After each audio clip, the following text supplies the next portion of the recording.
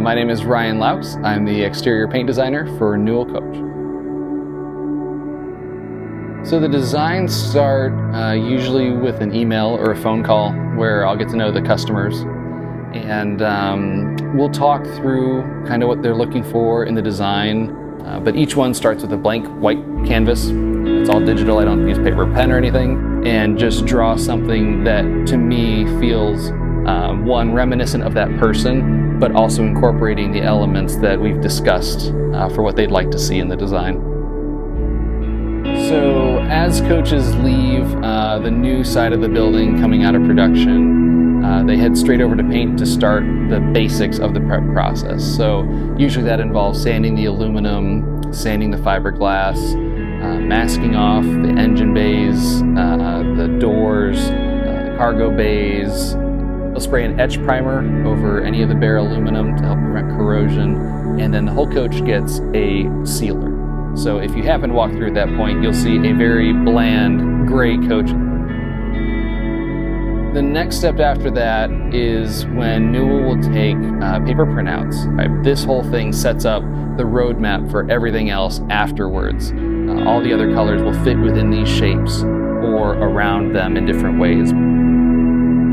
One of the big challenges they run into that eats up a lot of time is we call them the belt rails. Those are the moldings that hide the aluminum seams horizontally down the coach. Every time they cross a belt rail, they need to go in and hand tape each one of those to be cut at the top, be cut at the bottom. Optically, for it to make sense, you sort of have to roll the tape in an S pattern to make it match up with the flat part of the coach. So every time that happens across the coach, it's a lot of time and effort gone into that. Once the ghosting is laid out, they go through and they take all the tape and paper off, all the masking off the coach. And they'll go through and lay tape back across those lines to prepare for the shadows.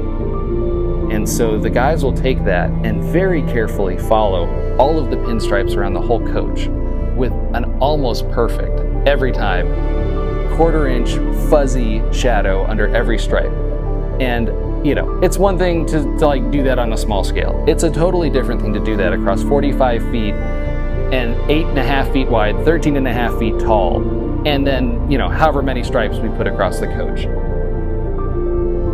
At this stage, a lot of times you're probably 10 to 15 layers of paint at least, which if you were just stacking them wouldn't be such a big deal. But you know, if you remember when we start with a primer and then the first layer of base coat, and then we put a layer of tape down as our pinstripes.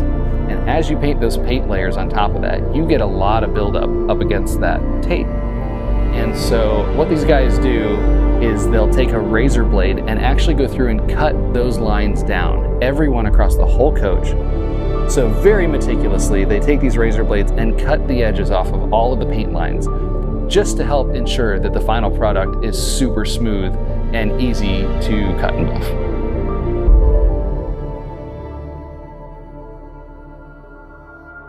So the final step of the paint process is sort of surprising to a lot of people too, because they don't realize what it takes to get such a glossy, deep finish. The first layer of clear that goes down is usually somewhere in the 5 to 6 coats thick.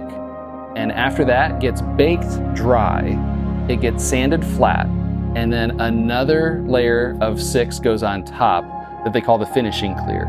And then from there, the coach heads over to cut and buff, where it gets sanded even finer and then buffed. And if you've chosen ceramic coating, then you'll get that applied then too.